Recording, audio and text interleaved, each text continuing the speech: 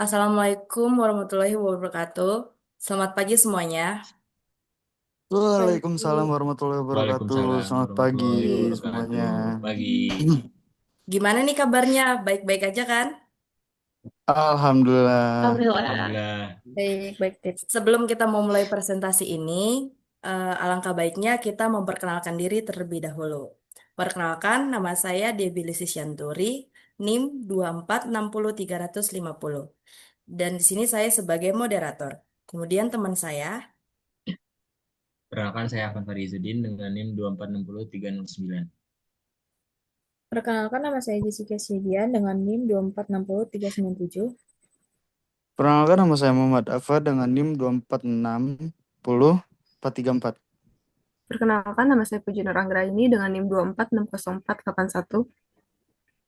Perkenalkan, saya Sylvia Nurmayani dengan NIM 2460519.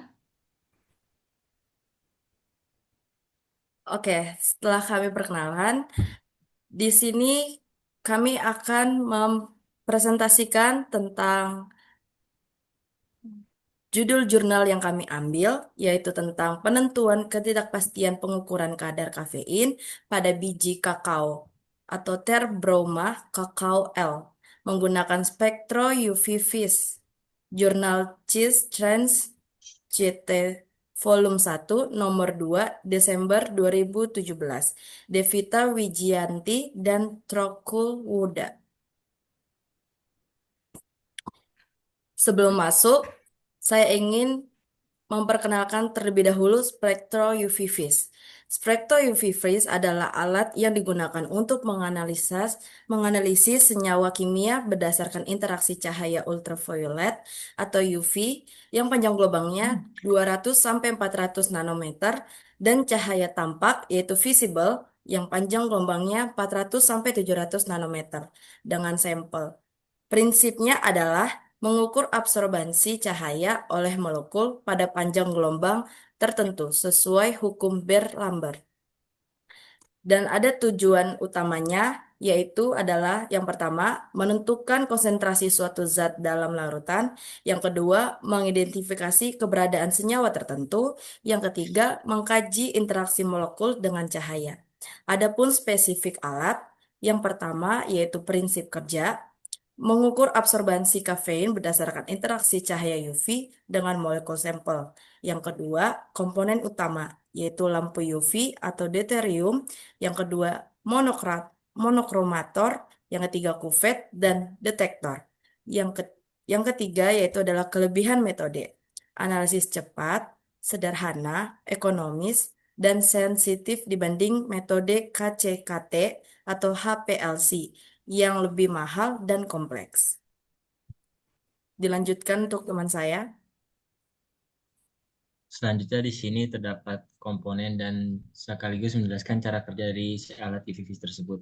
Yang pertama terdapat sumber cahaya, yaitu ada D2 lem dan tungsten lem. D2 lem ini berfungsi sebagai untuk menghasilkan cahaya ultraviolet, yaitu berkisar antara panjang gelombang 190 sampai 400 nanometer.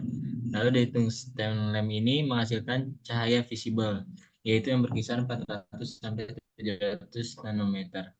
Sistem cermin dari si alat ini akan sesuai dengan panjang gelombang yang diinginkan. Lalu dari sumber cahaya diteruskan ke filter. Di filter ini dia menghilangkan gangguan-gangguan cahaya yang mengganggu dari sistem analisis. Lalu diteruskan ke monokromator. Di monokromator berfungsi sebagai memisahkan cahaya menjadi panjang gelombang tertentu. Lalu dari monokromator diteruskan ke beam splitter. Di beam splitter, cahaya monokromatik dibagi menjadi dua oleh beam splitter, satu menuju sel referensi, satu lagi menuju sel sampel. Lalu di sel referensi biasanya berisi sebagai blanko dan di sel sampel berisi sampel yang akan dianalisis. Lalu cahaya melewati kedua sel tersebut dan sebagian diserap oleh sampel, terutama pada panjang gelombang tertentu. Dari kuvet sampel ini diteruskan ke detektor. Di detektor, cahaya yang keluar dari masing-masing sel diterima oleh detektor. Detektor mengukur intensitas cahaya yang melewati referensi dan sampel. Lalu ada pemrosesan data dari kedua prototip dibandingkan dan diproses oleh sistem data processing untuk menentukan berapa besar cahaya yang diserap oleh sampel. Lalu yang terakhir ada readout. Readout ini berisi hasil akhir yang ditampilkan dalam bentuk grafik. Biasanya yang muncul di alat itu sebagai absorbansi yang dihasilkan dari pembacaan intensitas cahaya dari sampel tersebut. Lalu Oke, ada dilanjut. tahapan penggunaan alat untuk penentuan kadar kafein. Yang pertama, penentuan panjang gelombang maksimum atau lambda max. Pada penelitian ini, lambda max yang diperoleh adalah 273 nanometer. Yang kedua, pembuatan kurva kalibrasi, pengukuran larutan standar kafein dengan variasi konsentrasi dalam jurnal 1-6 mg per liter. Lalu yang ketiga, pengukuran sampel biji kakao. Ekstrak kafein dari biji kakao dipersiapkan sesuai prosedur melalui proses ekstraksi dan pengenceran. Lalu ada yang keempat, perhitungan konsentrasi dan ketidakpastian. Perhitungan faktor ketidakpastian dari konsentrasi, massa sampel, faktor pengenceran, dan presisi alat. Lalu yang kelima ada pelaporan hasil, seperti kadar kafein, nilai LOD, dan nilai LOQ. Parameter validasinya ada linearitas, limit of detection, limit of quantification, presisi dan akurasi implisit melalui kurva kalibrasi. Data validasi alat, linearitas. Linearitas merupakan persamaan kurva kalibrasi yang menunjukkan hubungan antara konsentrasi larutan standar kafein dengan respon absorbansi. Bisa dilihat dalam bentuk tabel berikut.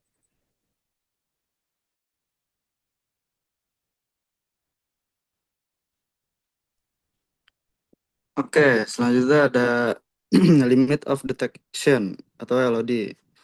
Adalah konsentrasi analit terkecil yang masih dapat dideteksi oleh instrumen, namun tidak perlu ditentukan kuantitas pastinya.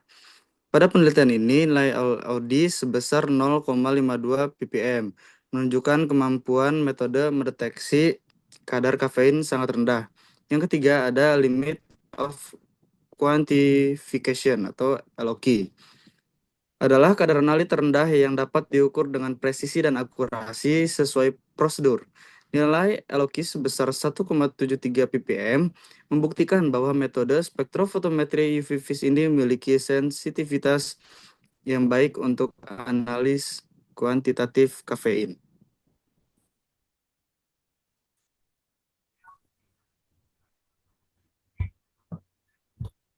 Lalu selanjutnya itu ada presisi. Jadi presisi itu adalah nilai yang menunjukkan kedekatan antara uji satu dengan uji lainnya dalam satu rangkaian pengujian. Presisi dikelompokkan menjadi dua, yaitu repeatabilitas dan reproducibilitas. Jadi perbedaannya itu, kalau repeatabilitas itu digunakan apabila suatu penelitian tersebut itu dilakukan oleh analis, metode, dan alat yang sama dengan waktu yang pendek. Sedangkan kalau reproducibilitas itu digunakan apabila penelitian dilakukan oleh metode dan alat yang sama, namun dengan personal atau analis yang berbeda. Lalu yang kelima itu ada akurasi. Akurasi itu menunjukkan kedekatan hasil pengukuran dengan nilai sebenarnya. Hasil uji akurasi penentuan kadar kafein dalam biji kakao yang ditunjukkan dalam jurnal ini yaitu sebesar 84,46%, yang membuktikan bahwa metode UV-VIS ini akurat untuk penentuan kadar kafein.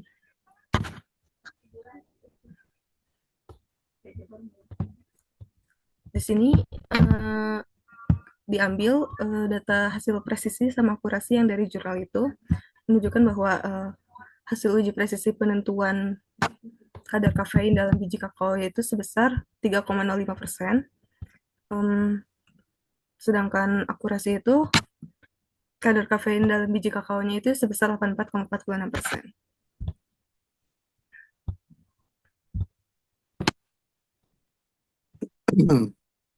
Nah, ini hasil pengukuran kadar kafein. Hasil pengukuran menunjukkan kadar kafein sebesar 26,40 plus minus 3,11 mg per G dengan ketidakpastian pengukuran yang relatif kecil. Nilai ketidakpastian ini masih berada dalam batas yang dapat diterima untuk analisis kuantitatif.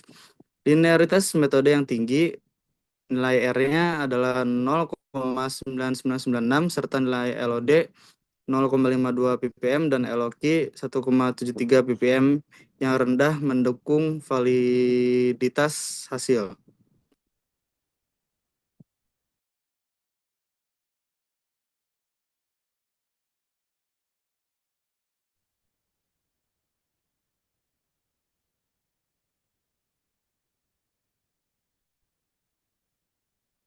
Selanjutnya adalah analisis hasil ketidakpastian dari alat. Ketidakpastian alat diperoleh dari pengulangan pengukuran absorbansi menggunakan spektrofotometer UV-Vis. Faktor yang mempengaruhi meliputi keterbatasan resolusi alat, stabilitas sumber cahaya, dan variabilitas pembacaan detektor. Nilai ketidakpastian ini dihitung menggunakan metode propagasi kesalahan yang melibatkan semua komponen pengukuran.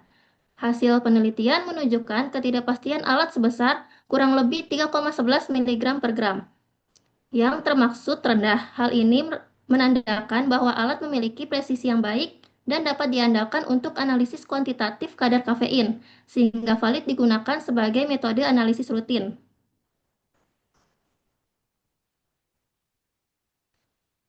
Hipotesa yang ada pada jurnal ini meliputi metode spektrofotometri UV-Vis diduga dapat digunakan untuk mengukur kadar kafein pada biji kakao secara akurat dan presisi dengan tingkat ketidakpastian yang masih dapat diterima.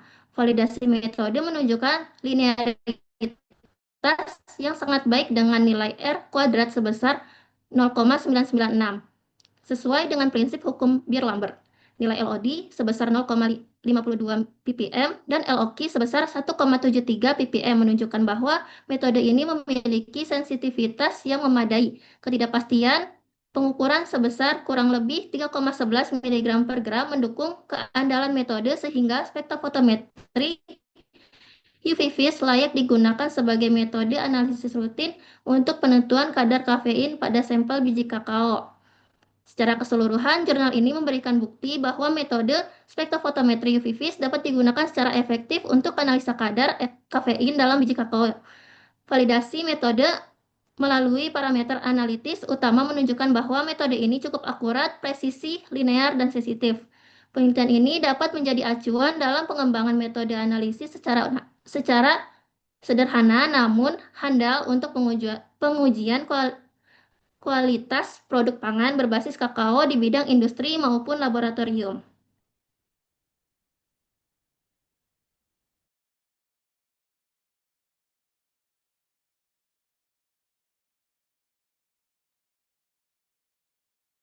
Kemudian dapat disimpulkan dari presentasi ini yaitu metode spektrofotometri UV-Vis berhasil menentukan kadar kafein pada biji kakao sebesar 2460 plus minus 3,11 mg per gram dengan ketidakpastian yang dapat diterima. Validasi metode menunjukkan linearitas tinggi R kuadrat sama dengan 0,996 serta sensitivitas yang baik dengan nilai LOD 0,52 mg per liter dan LOQ 1,73 mg per liter. Lalu yang ketiga, metode UV-Vis dinyatakan valid, presisi, dan layak digunakan sebagai metode analisis rutin untuk penentuan kadar kafein. Lalu dapat disimpulkan juga, spektrofotometer UV-Vis bekerja dengan cara membandingkan intensitas cahaya yang melewati larutan sampel dengan larutan referensi pada panjang gelombang tertentu untuk mengetahui seberapa banyak cahaya yang diserap oleh senyawa dalam sampel tersebut.